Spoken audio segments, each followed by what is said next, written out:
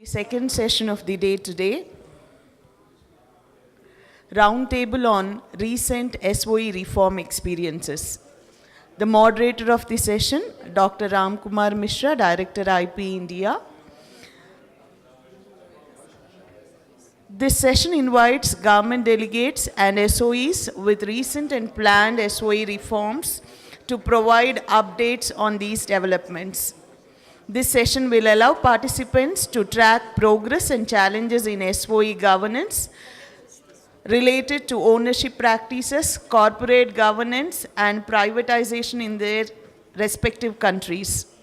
The select participant countries will be asked to provide updated information on reform progress, if possible with reference to consistency with the SOE guidelines. The speakers of the session include Mr. Kai Zhu, Deputy Director General, International Cooperation Bureau, State-Owned Assets Supervision and Administration Commission of the State Council, China. Mr. Tran To Hai, Head of General Policy Division, Corporate Finance Department, Ministry of Finance, Vietnam. Mr. Johan Carlos Barcina, Director, Governance Commission for Government-Owned and Controlled Corporations, Philippines. We have three distinguished presenters. Mr. Zhu. Mr. Zhu is from Sasak, China. It will be a great, I think, feast to hear him, because Sasak has done a lot of innovations in the case of SOE's management. So I think, I'll say that it's a good catch for this two-day program. We have Mr. Hai from Vietnam. Again, I think Vietnam has undergone a great transformation. There were so many enterprises. Now, we have many enterprises over there. They have had 2 or 3, phases of reforms. And what have been those? It will be very nice to hear from him. And then Philippines, we have Mr. Barcena there.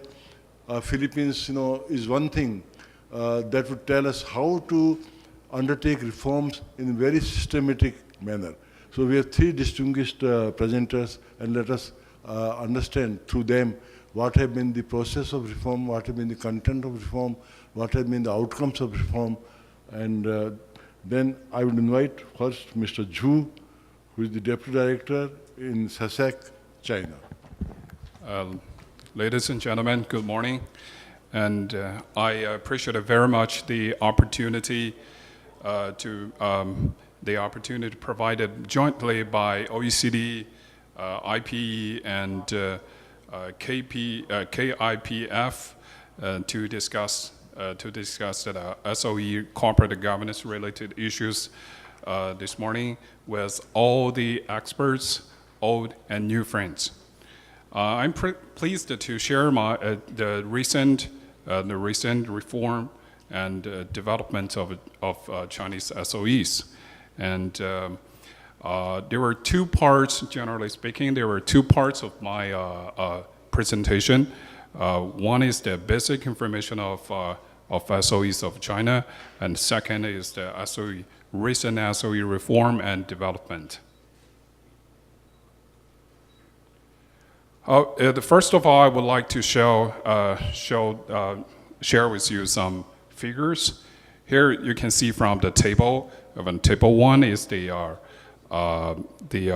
total amount and the year-on-year increase of the total assets of the state-owned assets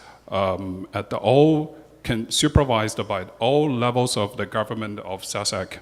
And from here, the figures, you can see there is a tremendous progress has been made in terms of the revenue, value-added, profit, and the tax, and the performance of the SOEs. Here, second table is the central SOEs supervised by SASAC as of last year. As you can see, their total assets is the 54.5 trillion RMB. And as the net assets and revenue value added, and also the profit and tax. Here's you can see the progress, tremendous progress. And also in the first half of this year, Central SOE's operating revenue enjoyed a double-digit growth, reached 13.7 trillion yuan, a year-on-year increase of 10%. The economic returns of the whole year were remarkably better than expected. And both the increment and the growth rate of the economic returns reached the highest level of the last 5 years. The momentum of maintaining stability while pursuing a better performance and higher quality was further cemented.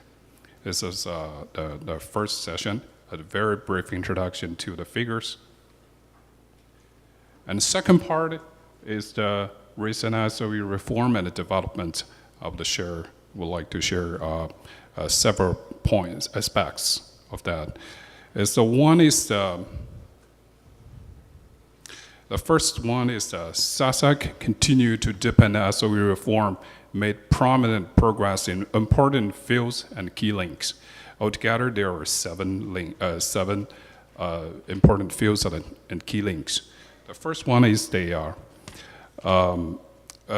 function definition and the classification of SOEs were promoted in earnest.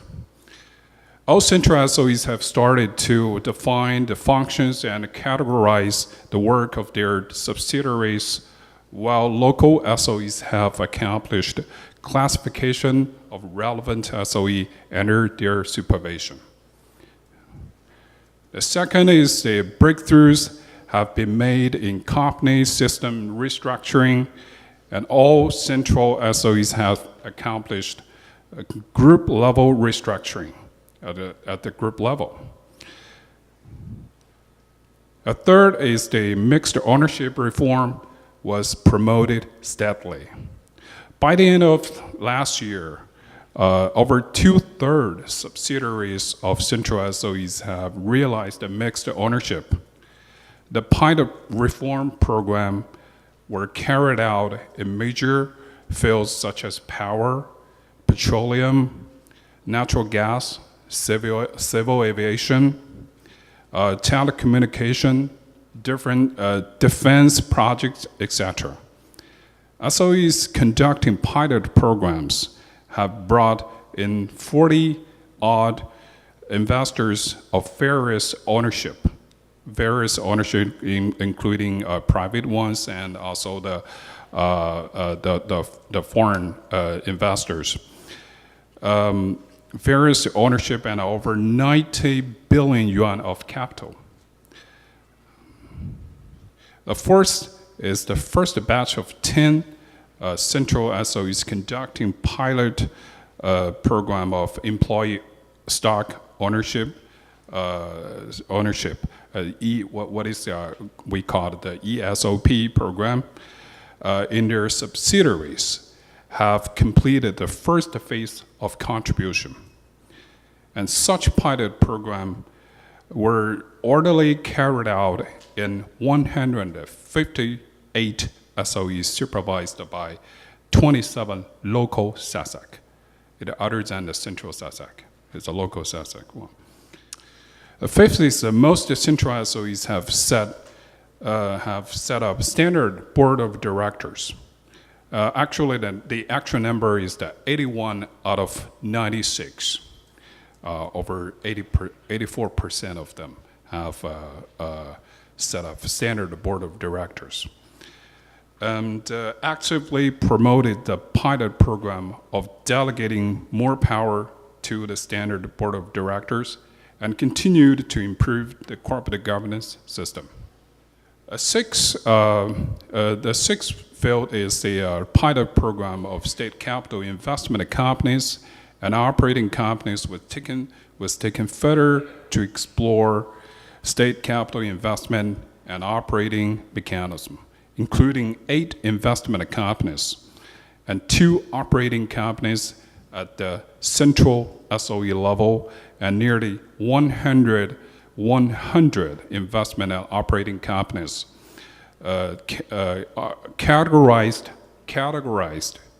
reorganized or set up by local SASACs.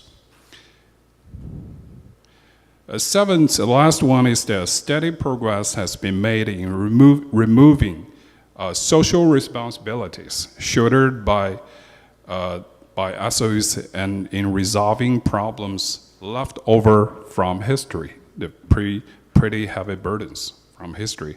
About 80% of the separation and transfer of SOEs obligations of supplying water, electricity, heat, gas, and managing royalty for the SOE employees' residents were finished or signed in transferring agreement.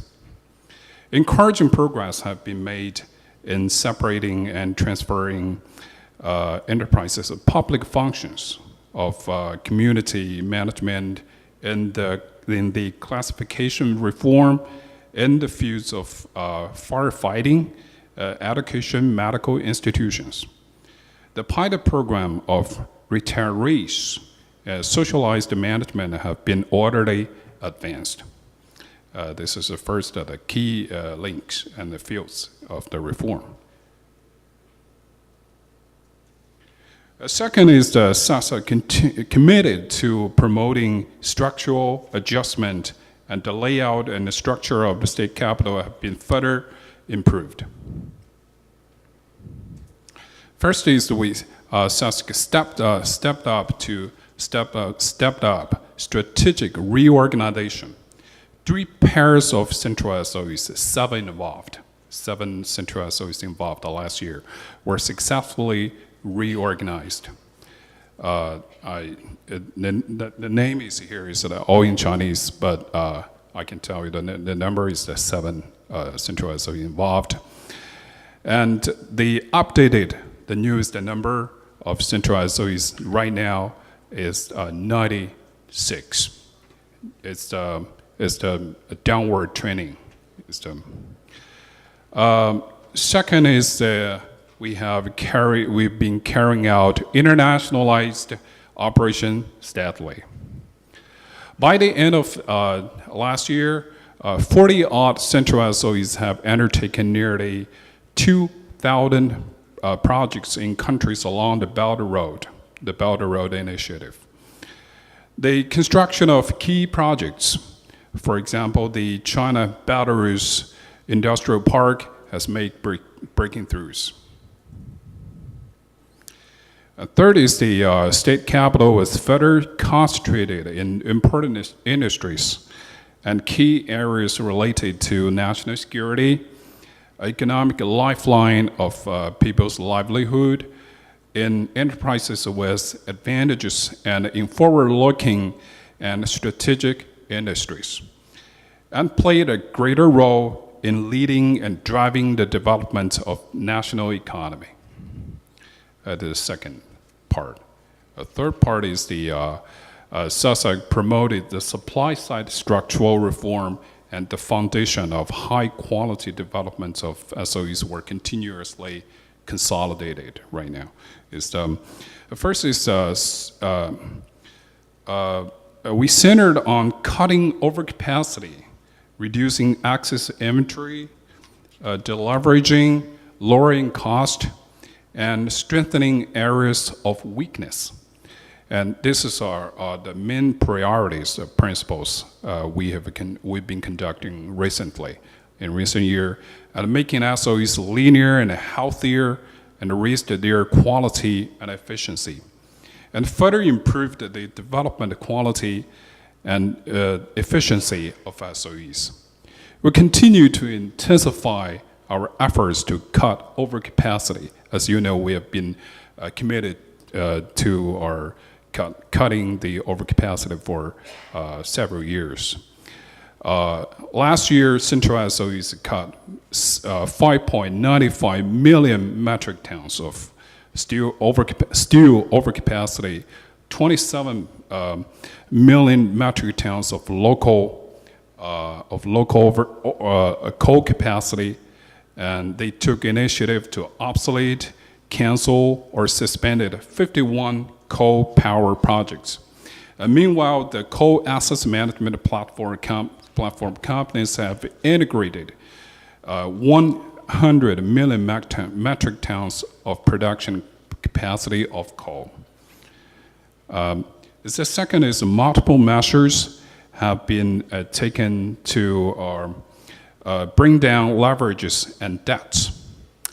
By the end of last year, the average debt to asset ratio of Central SOEs was 66.3%, 0.4 percentage points lower compared with the same period last year.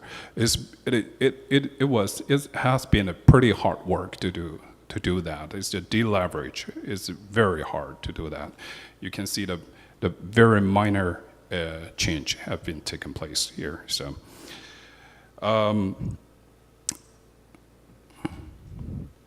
The third is the targeted policies and the working plans have been worked out for each and every zombie enterprises and enterprises operating with difficulties.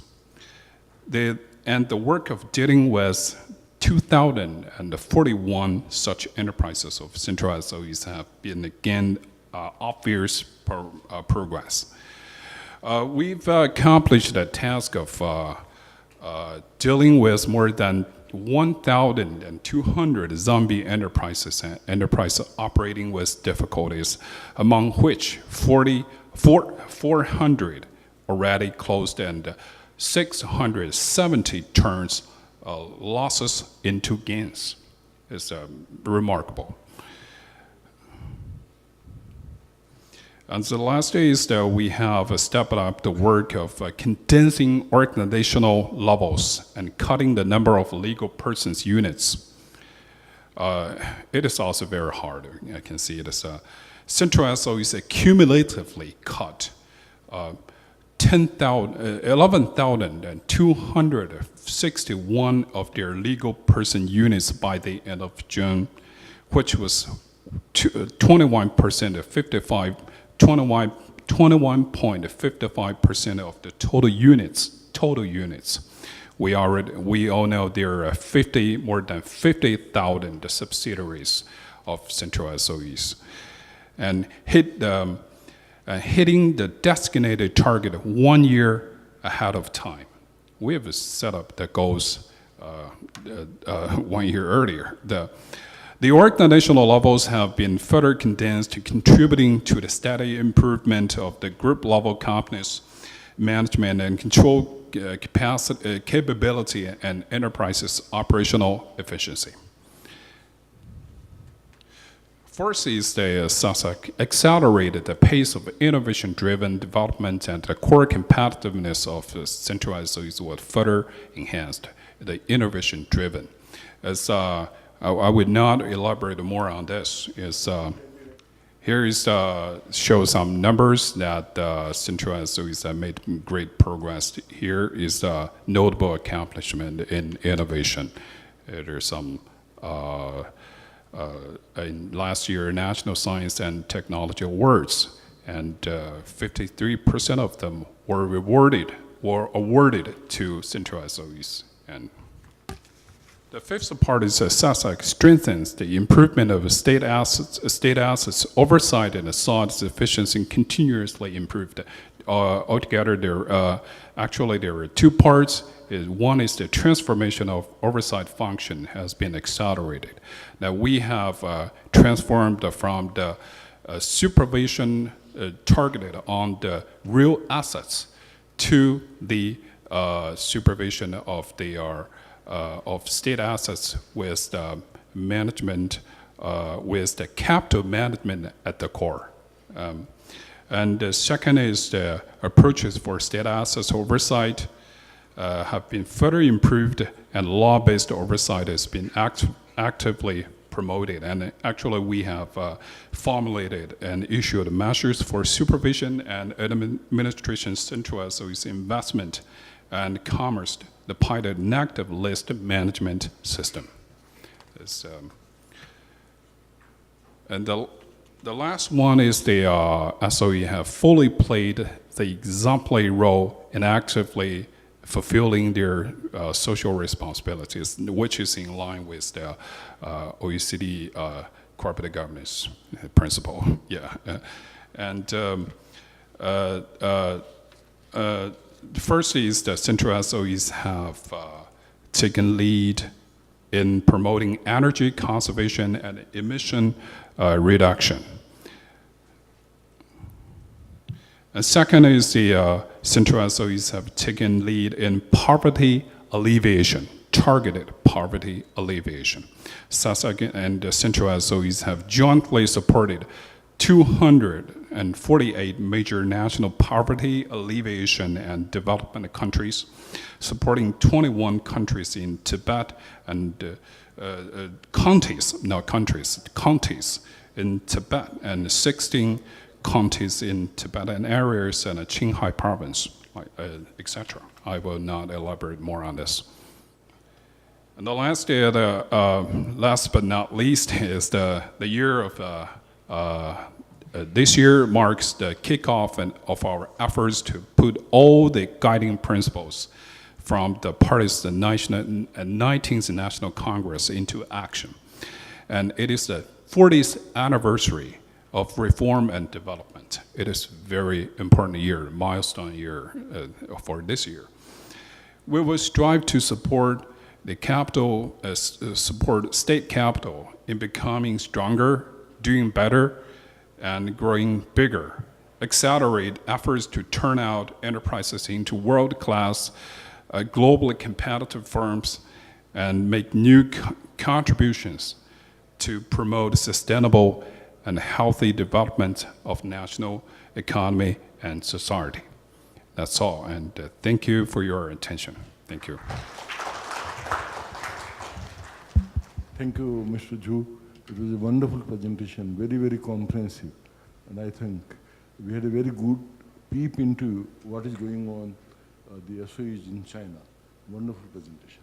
So can I request Mr. Hai to make his presentation on Vietnam?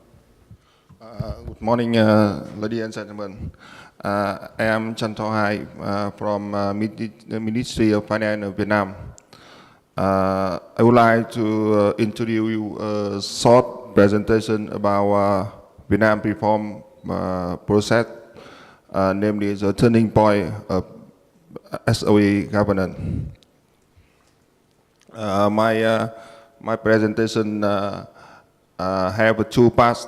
The first is I would like to summarize briefly about Vietnam SOE reality, and the part two is the new establishment of a special agency for managing SOE.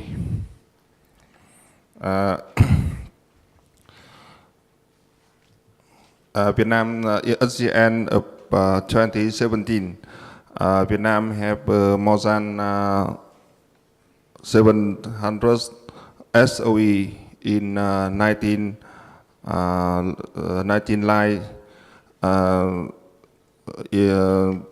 and SOE has been playing an important role in the national economy.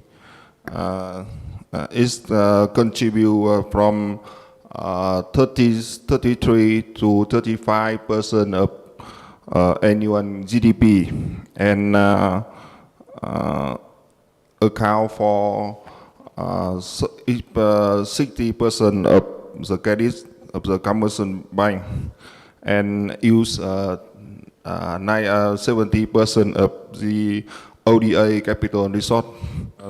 SOE arranging process in Vietnam has reached some main achievement. Firstly, the policy system has been fully set up. The government issue a policy system for SOE in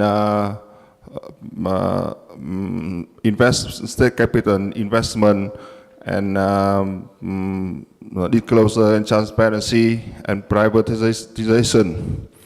And secondly, the state capital proportion have decreased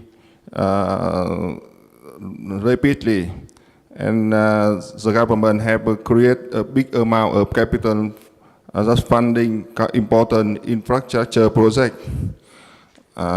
Thirdly, there is an improvement in management mechanism of SOE. SOE are responsible for its self-operation activity, and the holding do not guarantee for its member in business decision. A lot of SOE have applied a salary regime similar to private company.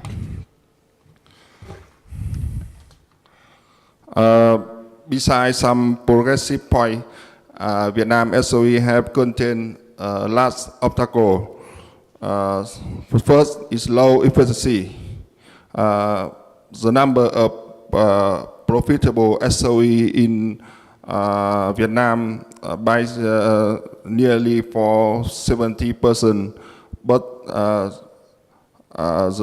in which the profit rate is more equal and higher than commercial bank interest only account for 30%. The bad debt is still high, and the second, disclosure and transparency. Also, there are only 50% of SOE did not disclose internal audit reports, and 51% of SOE did not disclose information on transaction with relating party or people. And the last is the state ownership function seem to insufficiently implement. Both member selection process need a lot of procedure. There is no separation between state ownership function in ownership agency. Now, the ownership agency of SOE in Vietnam include three agencies, three kinds of agencies. The first is Line Ministry for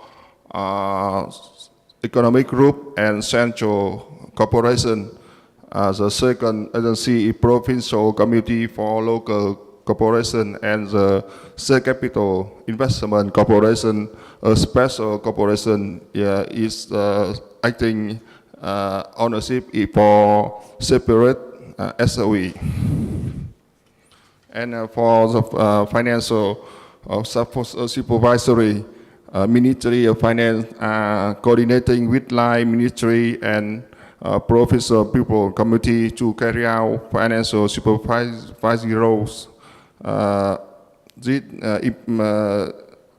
important purpose is to ensure state capital and strengthen transparency. At the end of 2017, the government decided to have three important orientation for SOE. The first is to separate the state ownership and the state management function. Second is to strengthen and restructure SOE, and the third is to improve disclosure and transparency. You can see that the process of state ownership in SOE before 2007, the mixed ownership agency. From 2007 to 2018, there are three types of ownership agency, and but in the end of 2017, the government decided set up a new special agency called Committee for State Capital Supervisory and Management, CSCM. Now let me introduce some main point about CSCM. Under the government resolution, the CSCM is in charge of the representing ownership of enterprises whose charter capital is fully held by the state capital in joint stock enterprise and limited liability company with at least two members under the law. The committee is responsible for to the government for effectiveness of state capital and asset in SOE. Is directed by the government and also indirectly supervised by the National Assembly through state audit agency. The committee must maintain a frequent close coordination with other agency, protecting agency. Upon this model, the SCIC is a part of the committee. The committee will have 9 departments, 5 line departments and 4 general departments. The function of CSCM, according to those draft of decrees, there are 3 basic functions of CSCM. The first is the committee will be entitled to exercise ownership right in SOE as well as rearrange, renew, and improve effectiveness in the use of state capital in SOE. CSCM will continue to enhance transparency of SOE, and CSCM will motivate privatization process by building and running a long and medium-term SOE restructuring strategy. The government also points out 5 important groups and solutions for the committee to implement in 2018 to 2020 period to draft to determine plan and general pathway to receive state capital in SOE and to motivate and encourage SOE to continue business and manufacturing and to stabilize investment activity upon a side plan and according with legal rules. Thirdly, SCSM will conduct and motivate state capital arrangement and withdrawal privatization process upon progressive timeline approved by the Prime Minister. The fourth, for corporate government management committee will coordinate with ministry to modify and supplement legal document system relating corporate management. On the other hand, the committee will strengthen SOE debt limitation and debt using supervising and financial information transparency. The finance committee will carry out a serious and strict regulation to enhance working effectiveness. So there's a list of SOE transferring to CSCM.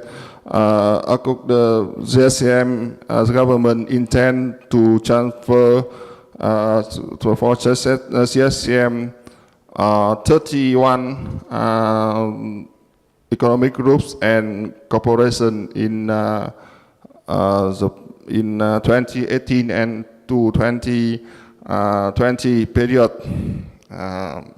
It is there's most important SOE in Vietnam in petroleum, in power and telecommunication. You can see that there is no there's no bank insurance SOE, bank and insurance SOE is the lead, but because bank and insurance field is important and sensitive. They may will be transferred to CSCM after 2020. When decided to set up CSCM, the government have pointed out the main adjustment of CSCM in next 2 years. The first is the online system. The online system for SOE management being tested by the committee with the support for a number of reputable providers. The system is expected to form the basis of the electronic government and will help the committee to monitor and directly connect with enterprise. It is expected to be transferred to the committee in order to assess the operation, personnel, and the increase and decrease of total state capital as SOE. It will help the committee start updates immediately figure relating SOE activity. The committee will also plan to set up an electronic portal containing update database to disclose SOE information. The second is the committee will set up will have a set up ratio for SOE operation and supervision. The committee the set up ratios must reflect SOE situation, have enough database for analysis, ensure strict supervision process. There are 6 sets of ratios to analyze and assess the health of SOE, including the finance, the business activity, project investment, labor and growth, management instruction, and restructuring strategy in accordance with OECD standard. Besides common 4 set applied ratios, the committee expects to fix a separate ratio for each SOE comparison with business figure and capital security rating as one. The last is restructuring implementation. Upon the set ownership role with the right to nominate member of board, the committee will have overall a set of SOE business activity. There are 4 main factors: long and medium-term business plan, debt restructuring mechanism, human resource strategy, and state capital management. With the important roles, there are so many the community operation will be important, will be maybe fluctuate. There are 3 prerequisite main point can determine the committee operation. The first is SOE adjustment before transferring to the committee.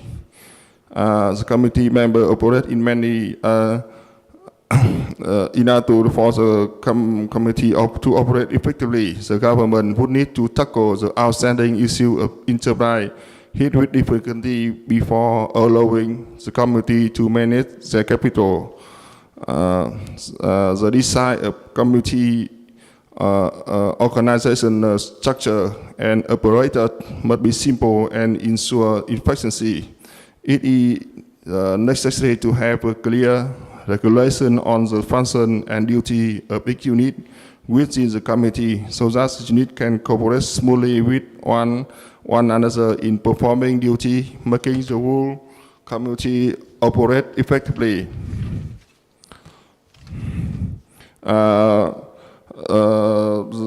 It is in order to operate the committee there beside the organization structure, it needs to have a lot of regulation about the internal operation, about the supervision, and about the coordination with other agency. And the system application must be revised carefully to ensure the community operation. The final alert of Vietnam senior economics highly agree that the human resource plays a vital role with ensure operation and the profitability of SOE. The staff working for the communities must meet the requirement for each type of work and requirement about modern and expertise standard, foreign language, and experience. This will help the community have not only good leadership, but also good employee. Community, we need a lot of experienced expert in all lines, such as energy, transport, agriculture. However, the community is start under sea, and there is no clear difference in finger benefit. That is maybe difficult to attract excellent experts to work. And that is a big challenge of the community operation in the near future.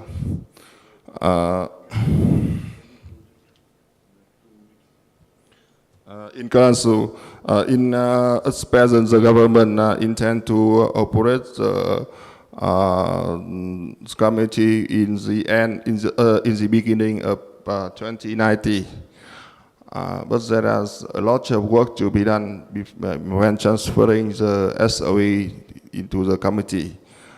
In conclusion, SOE restructuring process has set a turning point in 2018, and the government has decided to implement in the near future. I hope my presentation could reflect basically SOE reform in Vietnam. I also give a thank to OECD, KIPF, and EPE to give me an opportunity to introduce my presentation. I look forward to receiving your consideration, and thank you very much for your attention. Dr. Hai, can I request now Mr. Dr. Barchena, Director, Governance Commission for Government-Owned and Controlled Corporations. Recent governance reforms in the Philippines in our state-owned enterprise sector. So in particular, my presentation will be focusing on how we exercise active ownership in the SOE sector in the Philippines. So preliminarily, by way of terminologies, state-owned enterprises in the Philippines are called government-owned and controlled corporations, or GOCCs. So when we refer to state-owned enterprises, we refer to them as GOCCs. And also in the 1980s, the Philippines also experienced a disenchantment with respect to our GOCC sector. That's why in the 1980s, 35 years ago, a reform program was initiated by the government to rationalize our government corporate sector. But primarily, this reform program centered on privatization for the most part. That's why 20 years later, in 2008, the Asian Development Bank issued a report, and based on their report, they reported that there is still a lack of clarity with the government as owner of our state-owned enterprises. Some of our state-owned enterprises were still experiencing significant financial losses. We had a weak oversight system, and that there was a poor corporate governance environment within our state-owned enterprise sector. So the governance reforms that I'll be presenting today largely stemmed from a law enacted by our government in 2011. That's the Government-Owned and Controlled Corporations Act of 2011. And this is a statement of one of the policies that the new law actually provided for. And the state, as an active owner, acting through the national government, shall exercise its ownership rights according to the legal structure of each GOCC. So if this language sounds familiar to some of us, It's probably because it was largely lifted from the OECD guidelines on state-owned enterprises, at least the first version of it. So the Governance Commission for GOCCs, the oversight body created under the GOCC Governance Act of 2011, made an attempt to consolidate the ownership policy of the national government into one instrument. And in 2012, the Governance Commission issued an ownership and operations manual governing the GOCC sector. Again, this is an attempt to consolidate a fragmented ownership policy within the Philippines. So as by way of introduction of the ownership framework in the Philippines, so the state is represented primarily as owner by the President of the Philippines. I think this is largely similar to that of India. But now there is a central governance oversight body that governs the sector, and that is the Governance Commission for GOCCs. But apart from the central oversight mechanism, the regular cabinet departments, as supervising agencies of certain corporations, still retain oversight over these corporations, as well as other service-wide agencies of the national government. This would include the Commission on Audit, the Civil Service Commission, the Department of Finance, and the Department of Budget and Management, among others. But primarily, the GOCC Governance Act placed upon the shoulders of the governing board of directors of each corporation the primary and direct responsibility in governing state-owned enterprises.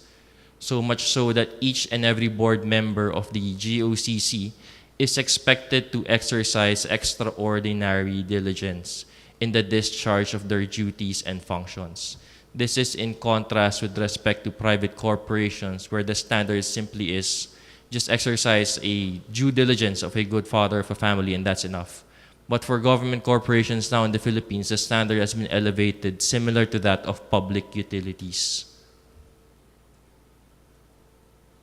So this is an illustration of the hybrid ownership model of the Philippines with respect to ownership, exercise of active ownership in the sector. So again, the President of the Philippines is the primary representative of the government, and he exercises this authority through the Governance Commission for GOCCs. And the departments and supervising agencies retain supervision through policy and program coordination. So in that sense, the governing boards still are autonomous. Board decisions still govern each and every GOCC, and the task of every cabinet agency to which a government corporation is attached is simply for policy and program coordination. And this policy and program coordination is achieved for the most part through representation by the cabinet secretaries in the governing board of certain government-owned and controlled corporations. So with respect to the Governance Commission of GOCCs, the state exercises its active ownership role through 4 key areas. First is the rationalization of the GOCC sector in line with the state ownership policy. This simply means that the privatization efforts of the national government is still being continued up to this day. The nomination of the directors of each and every board of directors of each and every corporation through a fit and proper rule. So a fit and proper rule is essentially a policy circular issued by the Governance Commission, which provides for the qualifications and disqualifications of each and every board member to be able to be nominated and to be able to retain his or her seat in the board of the GOCC. Third is to enforce good corporate governance. We try to achieve this through performance monitoring and evaluation. In my presentation, I'll actually dwell more on the performance management of the GOCCs by our commission. And finally, to standardize the compensation system to attract, retain, and motivate a competent core of professionals in the GOCC sector. So I think in the previous speakers, this is primarily a human resource reform on the part of the Governance Commission.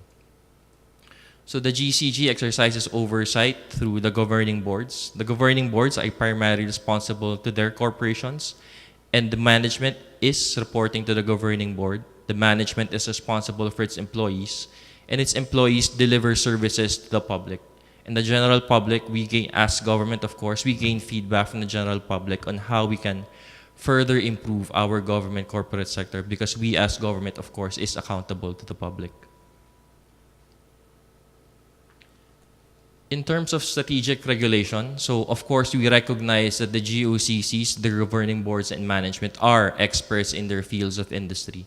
So as a matter of principle, governance in the GOCC sector is a shared responsibility between the board and the oversight body in terms of board autonomy that is still with the GOCC, operational flexibility that is granted to each and every corporation, as well as the innovation of their practices and programs so that they may be able to deliver better the services that they're supposed to deliver to the public.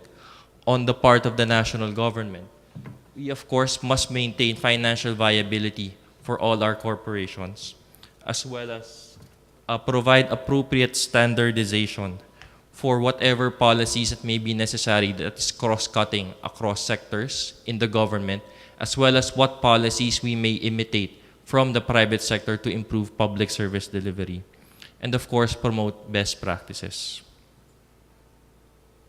So for governance reforms in terms of performance evaluation system, we consider the strategic performance management of our government corporations as the center of our transformation program. It is the center of our reform program in the Philippines, whereas while we may want to rationalize our ownership over the sector, we want to maintain a good quality of corporate governance, we want transparency, and we want to compensate them well. This is also a function or a offshoot of good performance management. So how do we do performance management? Essentially, we have three aspects when we talk of performance management in the Philippines. First is to have a strategic and efficient monitoring system. And we do this on a corporate level and on an individual level. At the corporate level, we have a performance evaluation system for each and every corporation, which I will discuss later on, as well as a performance evaluation system for the individual directors of each corporation. As well as we also have an online portal, an integrated corporate reporting system to assist not just the Governance Commission, but other service-wide and cabinet departments within the government framework to be able to have on-time information regarding the GOCC sector so that they may make timely decisions based on accurate information. Next, we have an effective incentive system, or at least we think we have an effective incentive system. First, we have a performance-based bonus not for rank-and-file employees and officers of the corporation. Next, we have a separate performance-based incentive for individual members of the boards of directors of these corporations. And third, we also have a non-financial incentive for the GOCCs in the Philippines. So every year, we hold what we call a GOCC Day. This is essentially a recognition event for every corporation that remits dividends to the national coffers. So for the most part, for our GOCCs and their governing boards, this is an opportunity for them to publicize their contribution to the national government through this particular event attended personally by the President himself. Last, we would have clear deterrence and accountability mechanisms built into the strategic performance management systems that the Governance Commission implements. First is the abolition of irrelevant or non-performing GOCCs. I think it was Dr. Saraf that mentioned earlier that, of course, businesses do not become unviable overnight. So our strategic performance management system for the GOCC sector tracks performance on a year-to-year basis. And if a GOCC, for example, consistently underperforms, then that is already a basis for the company to either be dissolved or privatized. Second, we do not appoint members of the boards of directors who perform on a below average scale. So I mentioned earlier that we have a performance evaluation for individual directors, and their individual performance scores will actually form the basis whether or not an individual director will be nominated for reappointment. In the Philippines, each and every director of the government corporations only have a term of 1 year, and they are subject to reappointment by the President of the Philippines every year based on a short list recommended by our commission, the Governance Commission for GOCCs.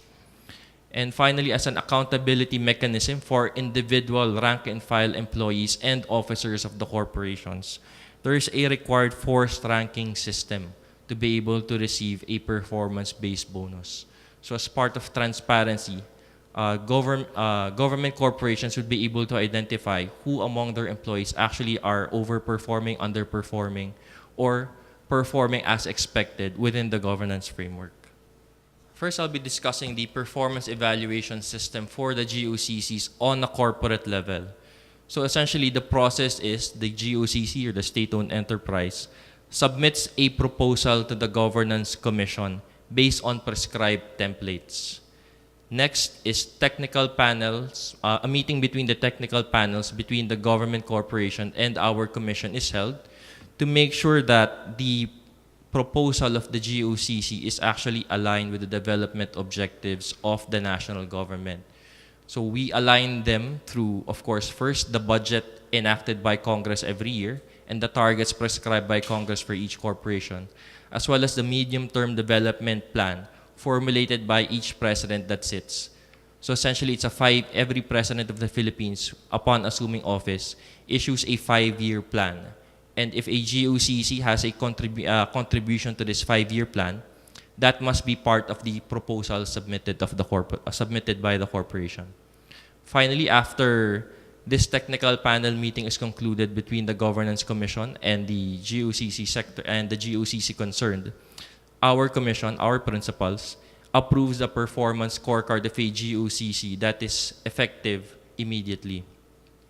So each and every corporation would have a stated purpose in its charter, a stated function, a stated objective. So the GOCC must be able to propose something that is aligned with that particular purpose or function in its charter. If it's not within its charter, then the Governance Commission automatically excludes that from the proposal of the GOCC. Second, the governing boards are required to have a long-term vision for the corporation. So primarily, government works on a year-to-year basis based on what budget is provided to them by the government. But now we try to reorient the minds of our government corporations by requiring the boards to actually have a long-term vision for the corporation, to see where they want to take the corporation, whether in the next 5 or 10 years, so that they may have an idea on what we're trying to do every year and towards what we are working for. This clear mission and long-term vision is translated into a strategy map. So a strategy map essentially has 5 perspectives. First, this is based on the balanced scorecard format used largely by the private sector. So you would have perspectives for your internal organization. This is your organization perspective. So this refers to your officers, employees, and the infrastructure that each corporation would have in terms of systems.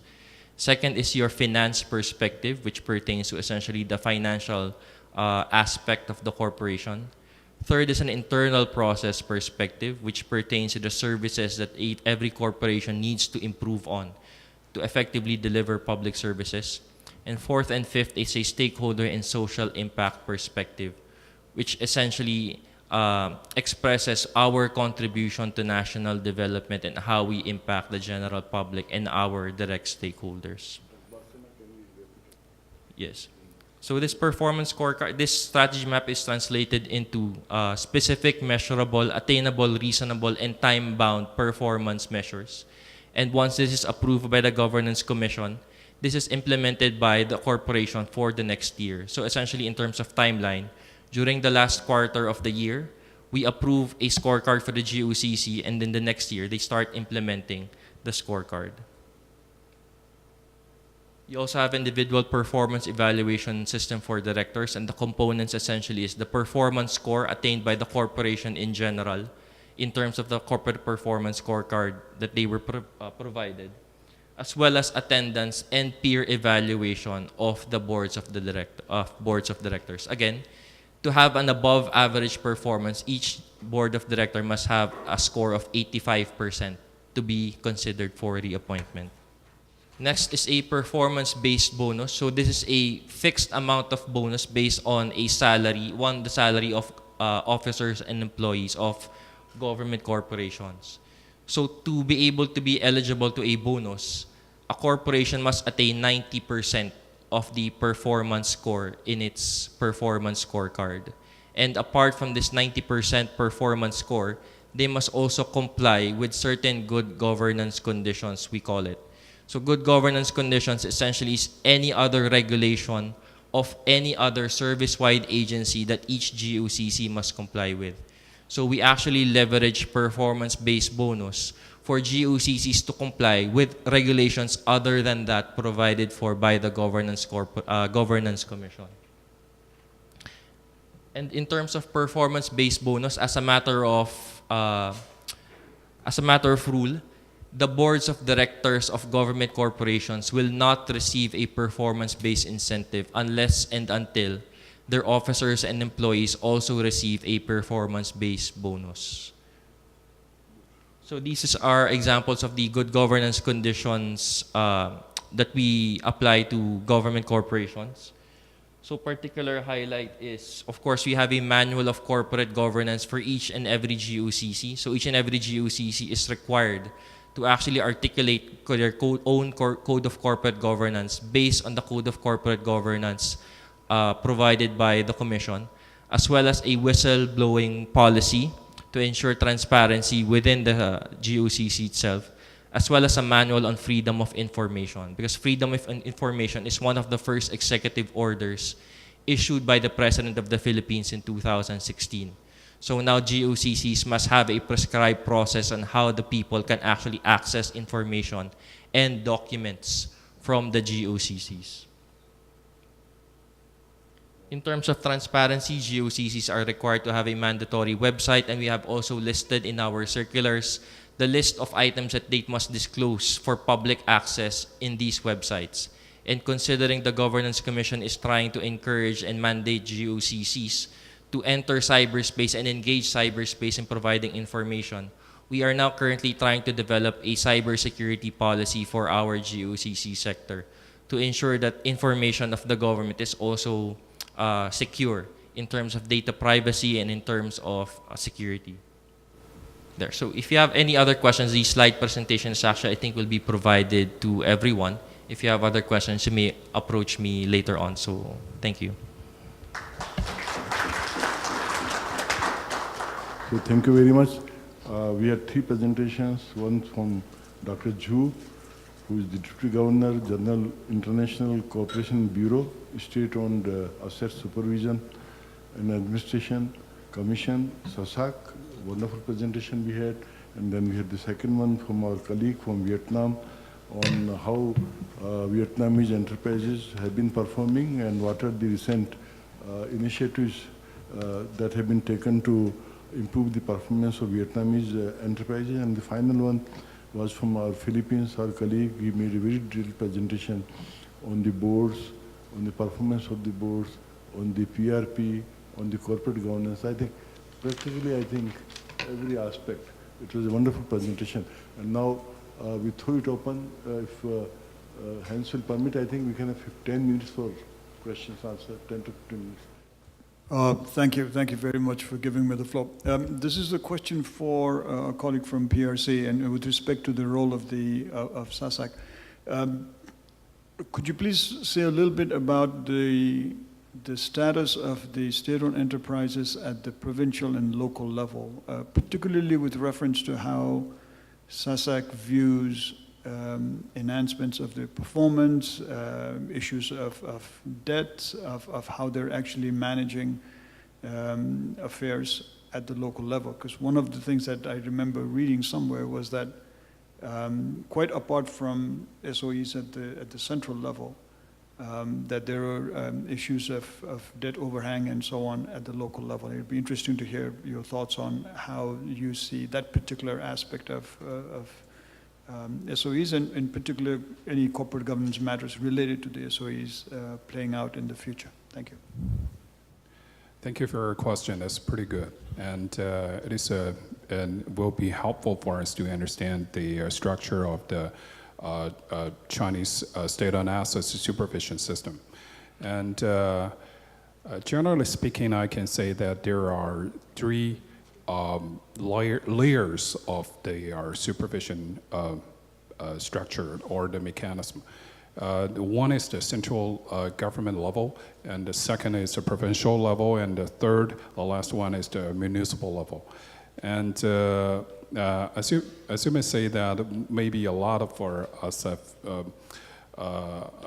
the people have learned a lot from from us about the information about the Central SOEs under the supervision of Central SASAC on behalf of the State Council. And actually, there one province have their own SASAC at the provincial level.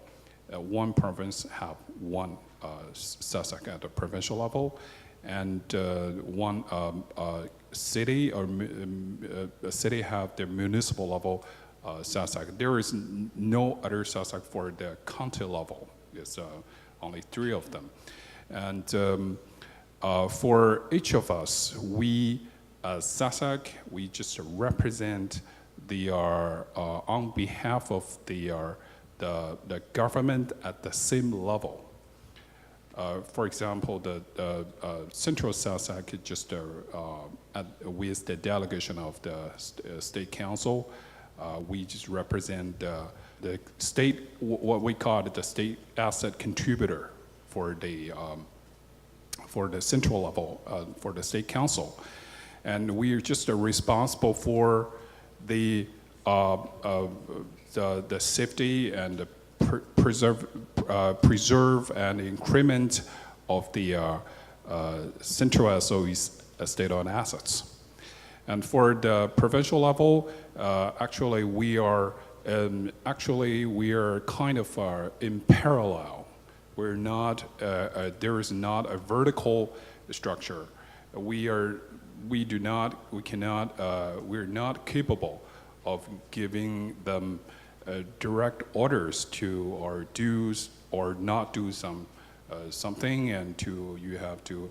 But the bottom line is that they have to obey the laws and regulations and important policies and the principles that formulated and issued by the state and the National Congress, by the State Council. We're in the same position. We're in the same status in terms of the compliance of the laws and the regulations and the policies. And also the state central level, central SOEs, we have the mandate or the function of formulating some ministerial policies. And when we formulate and issue some ministerial policies, and yearly I say the provincial level or the municipal level, SASAC will follow us, and in line with, they will formulate and issue their own policies in line with the central level government policies. But there is no, it is not mandatory. It's, they have their total discretion of doing that, but the basic principle is the same. Is there a sense that the SOEs at the municipal level, for example, may actually have a lot more, that they're not necessarily as strong, profitable, whatever, as the central level ones? So the concern there was that they may actually be taking on too much and may not actually have been able to get out of some of the difficulties that they may have. That was all.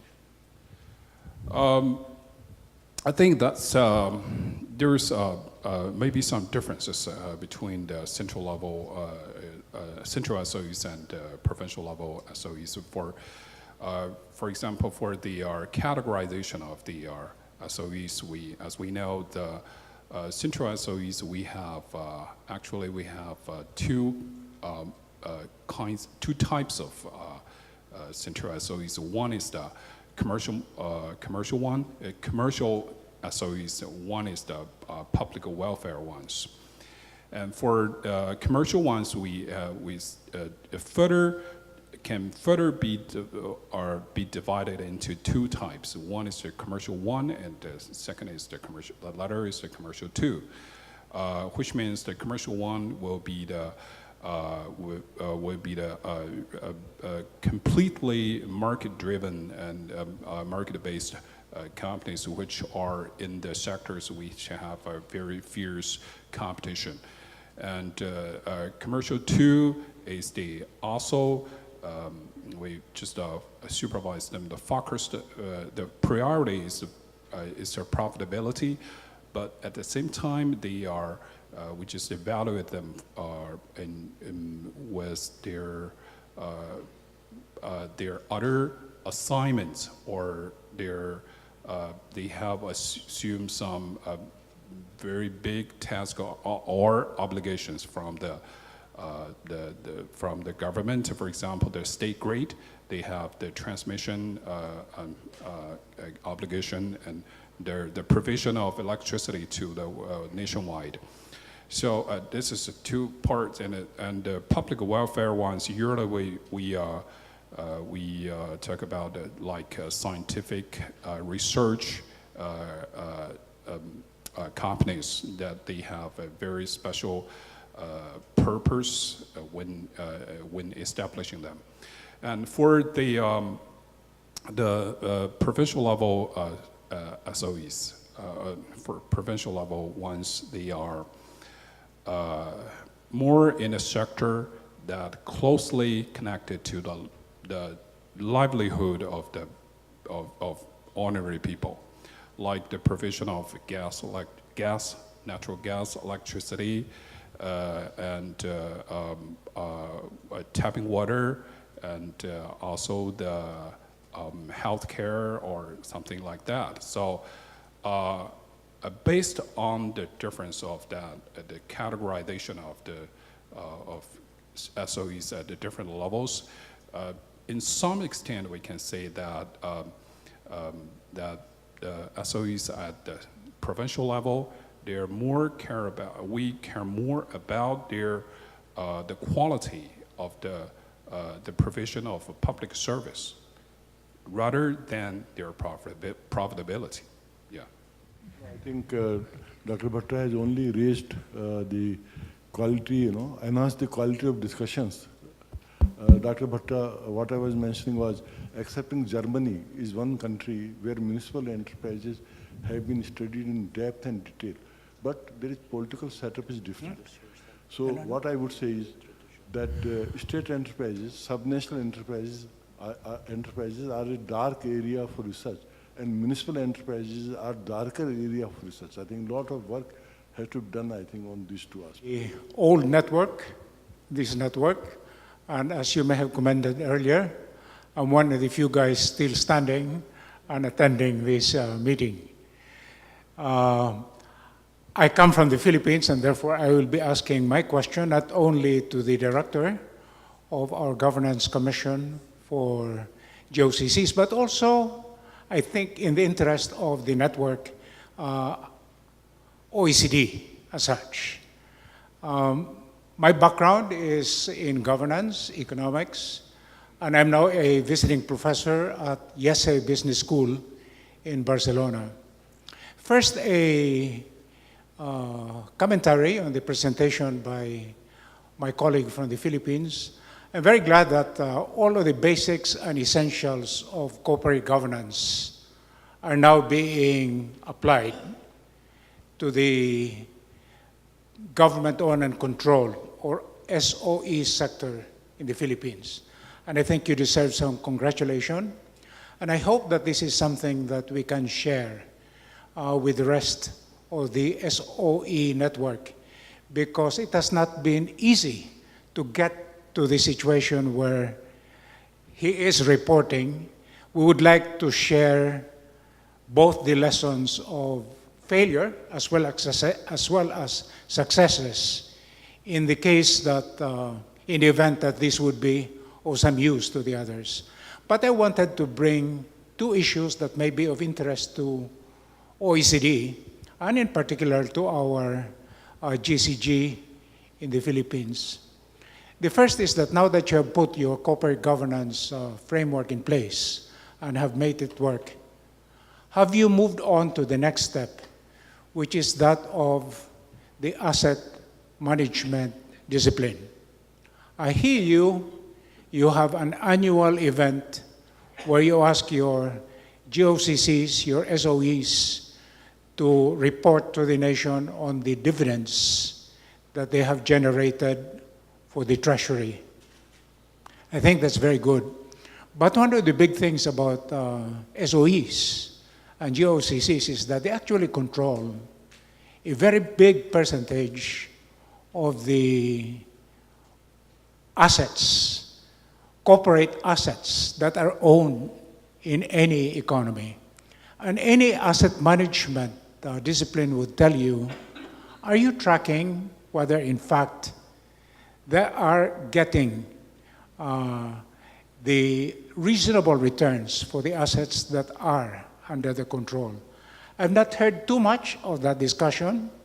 I've heard a lot about how important the SOE sector is in the economy, but whether the asset management disciplines are being put into your supervision of SOEs or GOCCs, it's still not clear in my mind. And second related question is that at least at the beginning of the commission, there was an active policy of continuing to promote privatization. I'm not quite sure whether it is true also of Vietnam, it is true of China. But I noticed that in the discussion about privatization, things somehow have bogged down. And we have to address a basic policy issue from the OECD side on what are the parameters to consider in determining whether a particular state-owned enterprise or GOCC should be up for privatization, not only because of its failure, but perhaps because of its relative success. I'm thinking, for example, of one issue which is basic in economics, and that is, what is the government doing with a commercial bank when the private sector can more easily take care of it? And that's one issue that we still will have to face. And this is not addressed to you, sir, but it is addressed to the entire network. Thank you very much. Thank you for those two questions, Dr. Stanislao. So there are two questions essentially being raised by the good doctor. So essentially the first question I think pertains to the earlier question earlier raised on return on investment or return on assets. Whereas even if you have a profitable corporation, that doesn't mean that the government that's not losing money. So it could have efficiently allocated the resource elsewhere. So that's the potential of a return on investment. So in terms of that, actually the Governance Commission has been discussing that as a performance measure for our government-owned and controlled corporations, whether or not we should benchmark really return on investment of our state-owned enterprises with that of their private sector counterparts. So essentially, in terms of the financial metric in the performance financial perspective rather, in the performance scorecard of GOCCs that I mentioned earlier, the uniform financial metric currently being used by the Governance Commission is earnings before income tax and depreciation and amortization. So essentially EBITDA. So that is our current metric for financial health of GOCC. So that essentially goes into more financial discipline than financial viability. With respect to the return on investment measure, that is still under discussion, because I think that goes into the second question of what company should we retain and what company should we privatize in the first place. Because if you're going to compete in the market to which you're being benchmarked for return on investment, then in the first place, should you be in that industry? So in terms of standards, whether or not a government corporation should be retained in terms of a commercial bank, for the information to the body, Dr. Stanislao used to be chairman of one of the commercial government banks of the Philippines, the Development Bank of the Philippines. So he would know what he is referring to. So essentially, in terms of policy, first, the Governance Commission is still pursuing its privatization policy, but priority currently being more of separation of a regulatory and commercial function of a government corporation. So for example, the current one on the plate of the president is the separation of the casino operations of a government corporation. which also regulates any other casino operator within the country. So now that is being discussed for privatization, meaning the government will now divest interest in commercial operations of gambling casinos and just focus on regulation. We are currently also working on with the consultants from the World Bank to ensure competitive neutrality for those GOCCs that we do actually retain. So whether or not a GOCC will be privatized currently, so the example given by Dr. Jess is commercial banks. So originally, prior to this president, there was actually an executive order requiring that banks, the two government banks of the Philippines, should be consolidated into one government bank. So that would, of course, pose questions in terms of crowding out the market in terms of the finance industry. But the previous president had his own idea of essentially delivering service to the public, and that idea essentially was scrapped by the new president, and the reason being is that each of those two government banks, based on their charter enacted by Congress, is mandated to perform a certain social function. So essentially, the one bank, the Land Bank of the Philippines, is essentially supposed to serve under marginalized sectors of society, particularly farmers, and the other bank, the Development Bank of the Philippines, is there to support industry in the Philippines. So the current president essentially, in deciding not to pursue the merger, determined that each of these banks should pursue their own mandates in their own respective charters. So to answer the question perhaps on whether or not they should be privatized, I think the idea of the national government currently is that they are still there to serve under marginalized sectors of society, to which the financial sector may or may not be able to service adequately, especially the farmer sector, which is considered to be a high-risk industry. I congratulate the Philippines with your continued reform progress. So I hope that the network will one day have an opportunity to discuss this with you in the Philippines, but we can perhaps discuss that later. Question about moving to the next step towards asset management. I would, of course, in principle agree with you, but in our OECD and other experience, it is also something that goes hand in hand with the structure of the state ownership function, because this becomes considerably easier when you have a sort of a really powerful ownership agency, a holding company like Temasek or whatever, whereas when you have what I would still essentially call a coordination function like the commission, then it becomes more of a lower bar for how poorly companies and ministers can allow themselves to perform. But if you'll allow me to mention an OECD best practice, and I'm calling it best practice on my own account, but we did a study of funding and financing of SOEs a few years back, and everybody was very impressed with the Swedish example, and I'm now mentioning to you, they actually use the capital structure of the SOEs as sort of the bellwether for their system. And so they are starting, or at regular intervals, or when they establish an SOE, they decide what kind of capital structure, debt, equity should such a company have, benchmarking by private sector companies, by foreign competitors and whatever. And then they negotiate with the board and the management, how profitable should this be reasonably. And then they say, okay, the dividend policy is now the following. And then they go ahead with these parameters for a few years. And then if the capital structure starts getting unbalanced, that's then where the big evaluation comes. Kind of, have they been underperforming? Were we unrealistic? I mean, back to square one. I mean, but this is just something that I'm showing out, throwing out as an example. Finally, on this issue of promoting privatization, well, contrary to what Dr. Chobi said, I am not recommending privatization. If anything, the OECD keeps saying that SOEs can be corporatized, should own any company that it has good reasons to own, but reasons are dynamic, and if they disappear, then there should be a process for re-evaluating. And this is not just an academic OECD exercise. The clearest example that I have is the UK privatization of the Royal Mail. I must say that our first reaction when we saw it was to say, well, the Brits sell anything they can get away with. Don't quote me for that.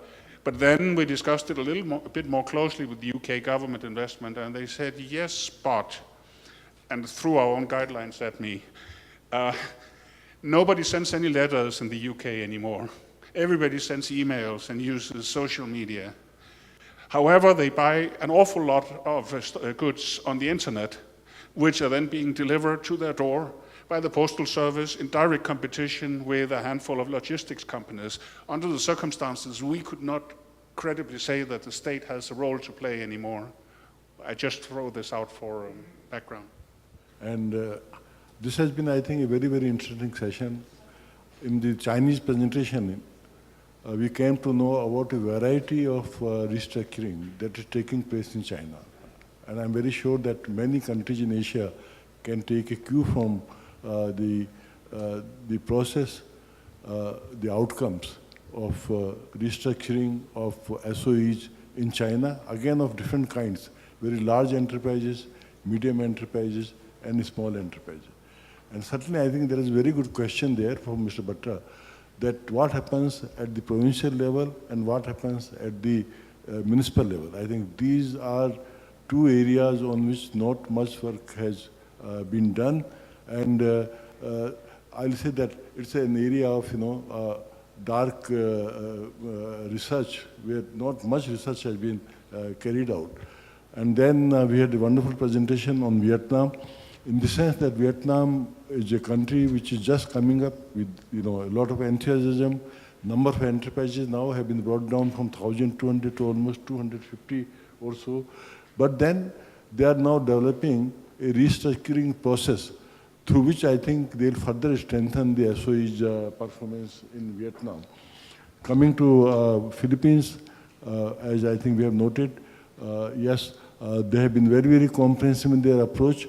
And I would agree to one thing, that the